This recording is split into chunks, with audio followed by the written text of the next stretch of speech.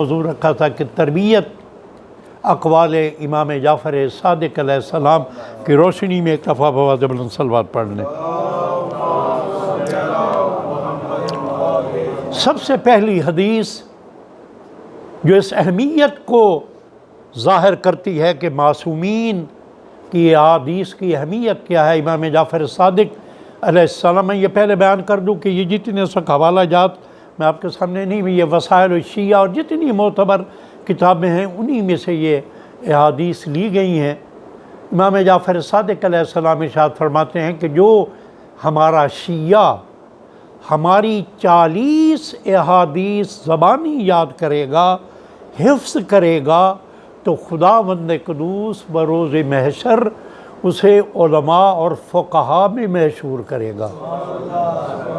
اور پھر امام نے مزید ارشاد فرمایا کہ رب ذوالجلال ان 4 احادیث کو یاد کرنے کے اجر کے طور پہ اس پہ نار جہنم کو حرام کر دے گا۔ یہ کتنا بڑا مقام ہے معصوم کی حدیث کو یاد کرنا۔ اب دوسری حدیث، کیونکہ سب سے پہلے جو ضروری ہے وہ ہے عظمت ائمہ اطہار کے سامنے اپنے سر کو جھکانا، تسلیم کرنا کہ کائنات عالم میں ان سے بڑھ کر کوئی عظیم شخصیت نہیں ہے۔ کائنات عالم میں ائمہ معصومین، ائمہ اطہار سے اگر کوئی برتر ہے تو صرف ذات مصطفیٰ ہے۔ کائنات عالم کی کوئی اور شخصیت ان سے عظیم نہیں ہے۔ تو امام نے یہاں بھی ہمیں اس جانب متوجہ کیا۔ امام نے فرمایا کہ خداوند قدوس نے 12,000 عالم خلق کیے ہیں،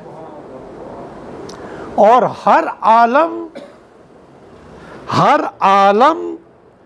7 آسمانوں اور 7 زمینوں سے بڑھ کر ہے۔ ایک عالم یعنی 12,000 عالم اور ہر عالم 7 آسمانوں اور 7 زمینوں سے بڑھ کے ہے۔ امام نے فرمایا کہ ان تمام جہانوں پر ہم ائمہ معصومین حجت ہیں۔ اب عظمت ائمہ اطہار، وہ لوگ جو غلو کی کوشش کرتے ہیں، آج موضوع نہیں ہے، انشاءاللہ کبھی پھر ذکر ہوا۔ تو امام جعفر صادق علیہ السلام کے دور میں ایک بہت بڑا فتنہ غلو کا بھی تھا، اور امام نے ایک بڑی مضبوط تحریک چلائی غالیوں کے خلاف، اور کلا کبا کیا امام نے۔ تو ائمہ معصومین کو جب خداوند قدوس نے اتنی عظمت عطا کی ہے، تو ہم اپنی جیب سے خود ساختہ عظمتیں نکال کر ہم کیا سمجھتے ہیں کہ ائمہ معصومین کی عظمت کو بڑھانے میں ہم کامیاب ہو جائیں گے۔ اب تیسری حدیث مومن کی عظمت کے بارے میں آپ کے سامنے پیش کروں گا، اور قابل توجہ ہے آج کے اس دور میں۔ امام نے فرمایا اگر کوئی مومن اپنے مومن بھائی کی حاجت اگر وہ اس سے طلب کرتا ہے، اور وہ صاحب استطاعت ہونے کے باوجود بھی اس کی حاجت کو پورا کرنے کی استطاعت رکھنے کے باوجود بھی اس کی حاجت براری نہیں کرتا، تو خداوند قدوس مرنے کے بعد اس کی قبر میں ایک افعی، ایک ایسا سانپ جو بالشت بھر ہوگا، وہ اس کی قبر میں اس کو عذاب دینے پر مامور کر دے گا۔ کس لیے؟ کہ استطاعت کے باوجود اپنے مومن بھائی کی حاجت براری نہیں کی۔ اب میں یہاں رک کے ایک ہی سوال آپ سے کروں گا، اگر ہم سب یا وہ افراد کے جو صاحب ثروت ہے، جن کے پاس مال اللہ نے ان کو دیا ہے، مومن بھی ہیں اور دیگر مومنین کی،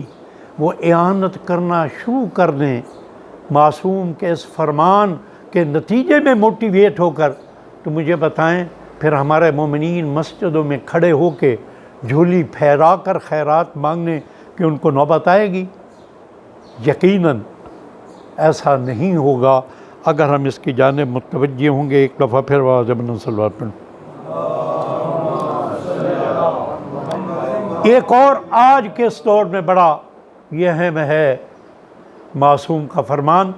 اور وہ بھی مومن کی عظمت میں ہے۔ امام نے فرمایا کہ اگر کوئی شخص آپ کو آ کر کسی دوسرے مومن بھائی کے بارے میں یہ کہے کہ وہ آپ کو یوں برا بھلا کہہ رہا تھا، اس طرح اس نے آپ کو گالیاں دیں، اس طرح اس نے آپ کی غیبت کی، اس طرح آپ کی برائیاں بیان کر رہا تھا،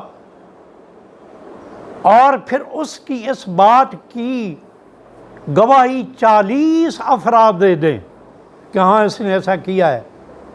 لیکن وہ مومن کہ جس سے وہ بات منسوب کی جا رہی ہے وہ اگر آپ سے یہ کہے کہ میں نے ایسا نہیں کیا، تو امام فرماتے ہیں کہ ان 40 گواہوں کی گواہی کو ٹھکرا دو، لیکن اپنے برادر مومن جو کہہ رہا ہے کہ میں نے نہیں کیا اس کی بات کو مان لو۔ مجھے اس کا جواب دیں کہ اگر معاشرے میں یہ روش قائم ہو جائے کہ ایک بندہ اگر بات کر بھی دیتا ہے پھر وہ یعنی اگر وہ کہہ رہا ہے کہ میں نے نہیں کی، گویا وہ اس بات کو درک کر گیا کہ یہ میں نے غلط کیا ہے، تو مومن کی اس بات کا یقین کر جائیں، چاہے وہ کوئی گواہی دینے